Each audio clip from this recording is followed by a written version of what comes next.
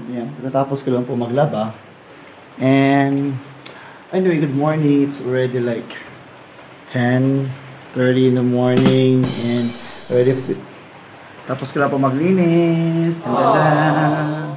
Malinis ko na ang bahay. Kaya, malikita kayo, di ba? Anyway, ito, malinis ko na. Nalalaba ko na. Ngayon po, nagsampay na po ako. At kanina, may napansin ako habang naglilinis ako. At kumikita niyo yan. Tarahan! Ayan, yan po yung mga kangkong ko. Ayan, tumutubo na po siya. So, kanina naisip ko. Patapos ko maglaba, patapos ko lahat isampay yan. So, naisip ko,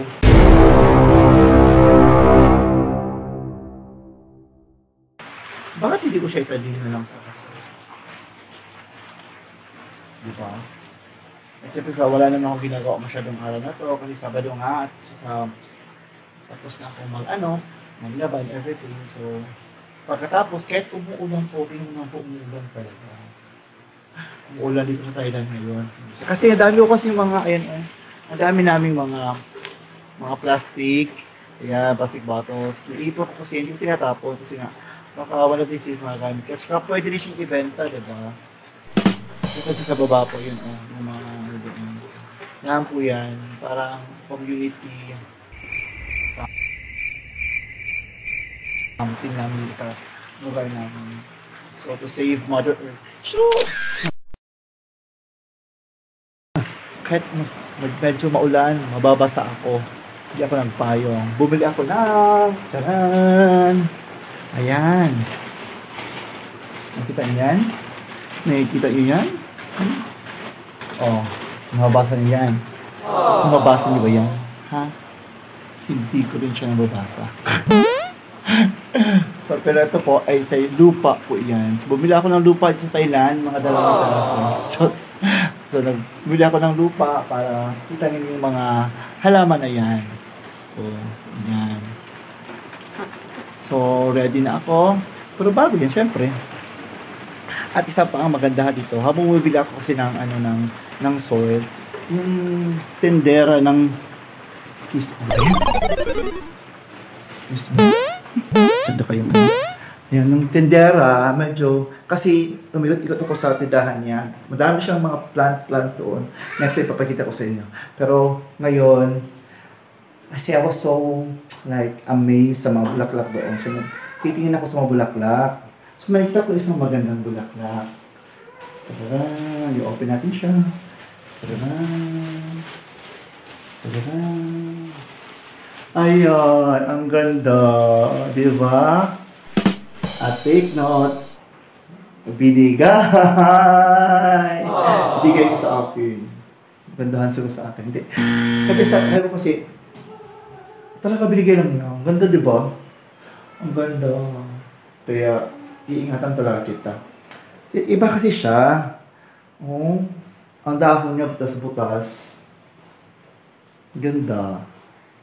Ingit kayo, Sabi kayo ito. Actually, binibenta niya ng 40. But, sabi ko kasi, naubos niya pero piling. So, sige, kunin mo na lang. Talaga ba? Ibinigay niya sa akin. Ilalagay ko siya sa ibabaw ng aking ref.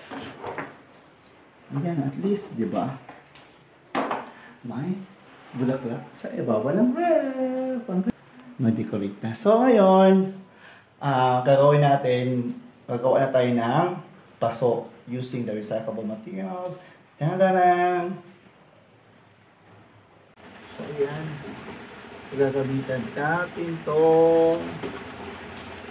Ito. Silakat natin siya.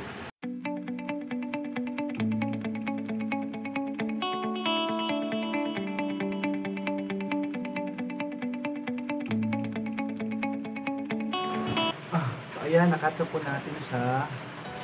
At nabutasan na rin. Ito rin siya itsura niya. So ngayon, lalagyan natin siya ng soil.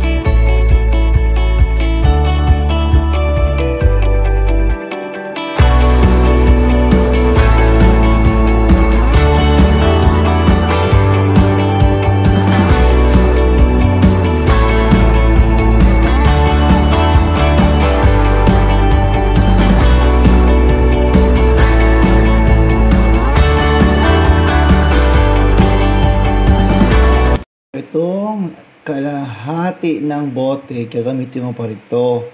So, ang gagawin ko dito is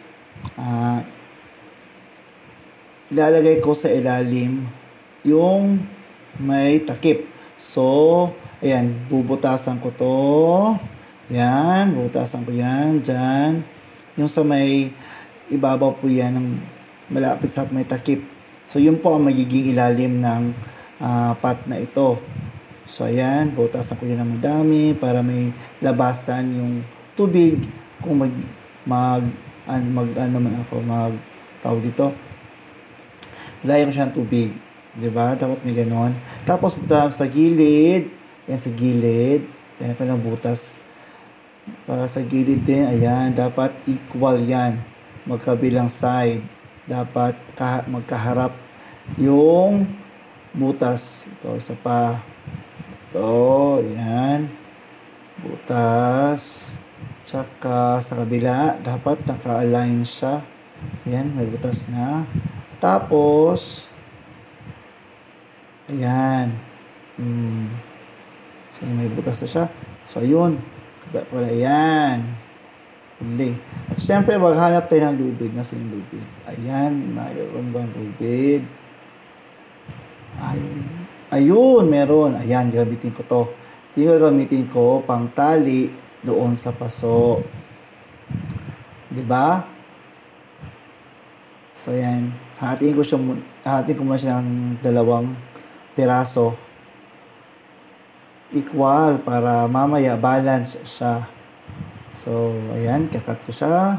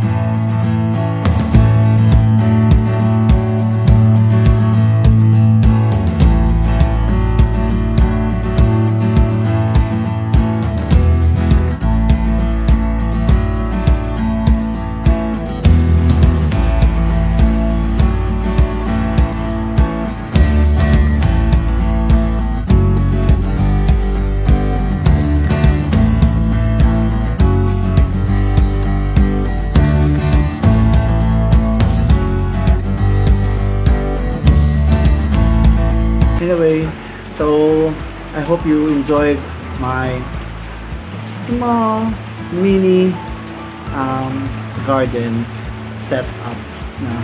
So this is just a start. So hopefully I can make more para naman mas marami ako makain. No? So plano ko talaga magkaroon ng parang mini garden sa loob ng condo. Yeah. Kasi yun lang. Sarap kasi magkaroon ng parang plan sa loob ng bahay. But anyway, that's for today, and I hope to see you again. And again, don't forget to like and subscribe. Like and subscribe. Bye bye for now. Bye.